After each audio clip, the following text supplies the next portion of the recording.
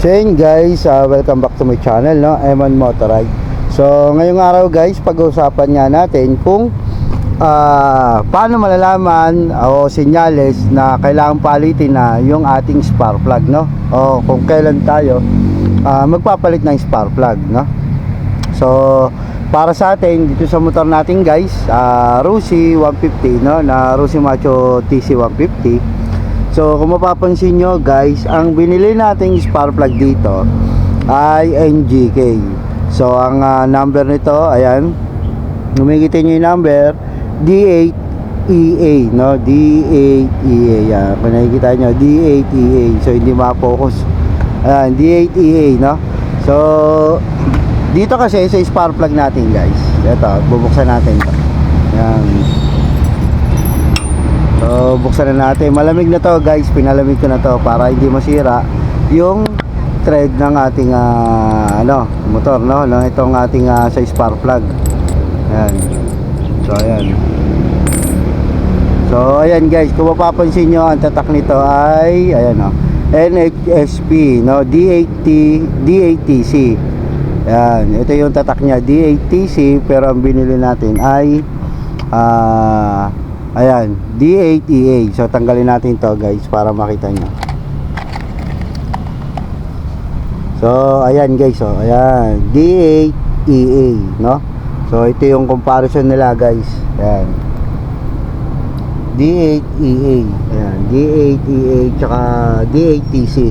So kung bakit nga ba yung NGK guys, tsaka ito kasi medyo mahirap hanapin to, yung D8TC, no? So ang binili natin ay NGK na D8EA. So pares lang naman yan guys, ayun, no? Pares mataba, no? Huwag kayong malilito guys. Tapos kung nahihirapan kayo magsabi dun sa shop, no, nabibili nyo, pwede nyong sabihin spark plug na pang TMX 155, no? Kasi ang TMX 155, ito D8EA, pwede to sa Rusi 125, Rusi 150, Rusi 175, no? So hindi na natin isasama yung ibang kung saan po pwede, no? At usapang Rusi lang to, no? Sa mga Rusi user, no?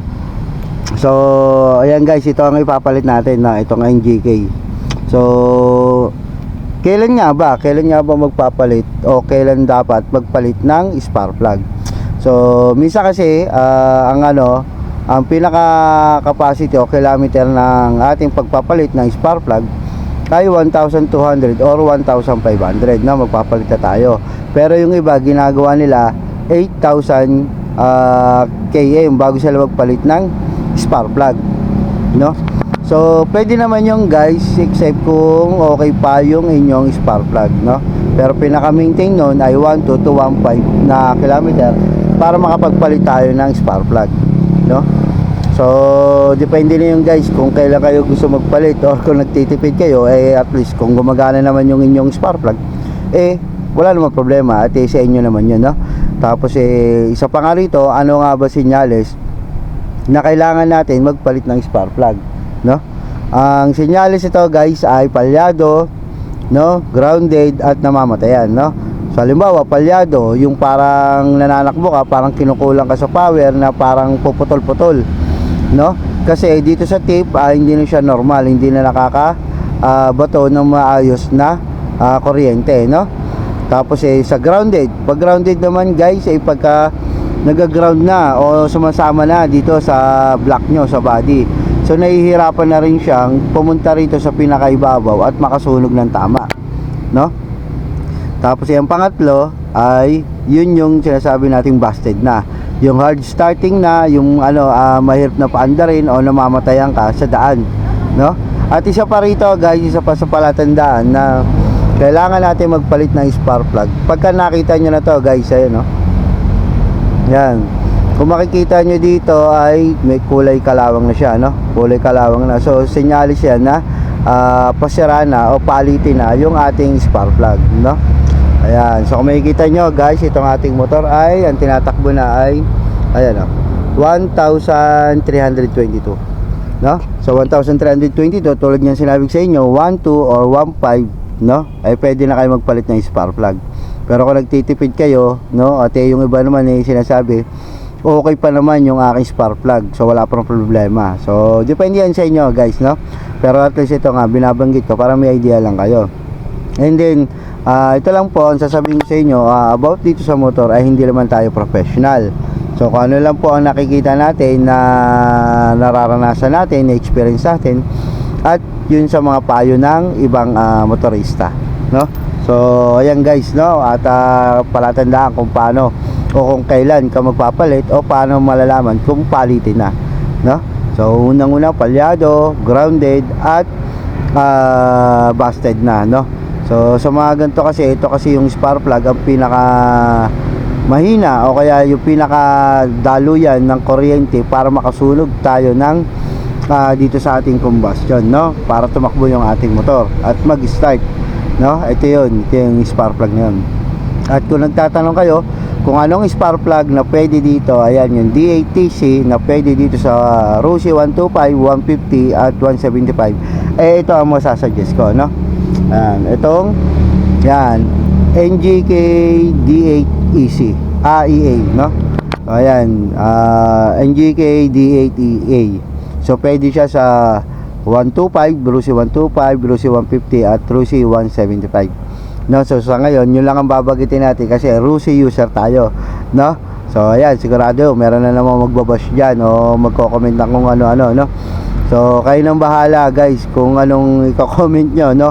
So kung nagustuhan mo rin, no, itong paliwanag natin at nakakuha ka ng idea, ayan, palike na lang natin video, no, at i-share nyo na rin sa mga kapwa nating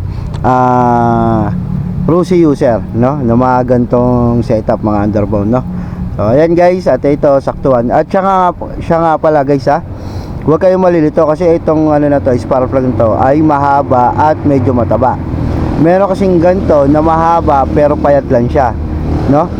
So ingat-ingatan nyo guys at baka masira itong mismong lagayan nyo ng spark plug, no, yung thread. Kasi possible pag maliit, yung mahaba nga pero maliit, possible magkakaskasan yan yung itong spark plug kasi naputok yan guys. So may posibilidad na malolos thread ang inyong thread, no. Kaya ganito siya. So kailangan mas maganda dalhin nyo na rin yung sample nyo, yung ganito, yung sample nyo para hindi kayo malito o tama ang makuha nyo, no. O ayan guys, so ito ikakabit natin D8EA, so NGK. So NGK kasi subok na to at marami na talaga gumagamit ito, no, NGK. At ito ang pinakamura, no, mura, pero yung iba kasi nagpapalit ng radium, yung mga ganyan, no. So gusto nila mas mahal, so mas power, no. Pero ito nga subok na NGK at ito yung madalas na talagang ginagamit. So ayan, ikakabit natin dito yan. Ayun guys, so makikita nyo saktuhan lang talaga ang kanyang thread, diba? Yan. So NGK D8EA. So pagka nagkabit kayo nito guys, kamayin nyo muna, no. Gamitan nyo muna ng kamay para hindi mapersa yung thread. Ngayon pagka madina, tsaka nyo gagamitan itong pinaka niya, spark plug, ano ba to, puller ba to, puller na spark plug release nya, no. So ayan, tama ba ako doon? So pa-comment na lang. So ayan guys, no, at kung meron kayo natutunan dito sa ating video about sa pagpapalit o kailan dapat magpalit o senyales na palitin ng spark plug, no. So kung nagustuhan mo tong video na to at may natutunan ka o meron kang nakuhang kaalaman sa ating video, huwag kalimutan mag-like at mag-comment, share nyo na itong video guys, no. And then click nyo na rin po ang subscribe at click nyo na rin po ang bell para lagi kayo update pagka meron tayong mga bagong i-upload, no.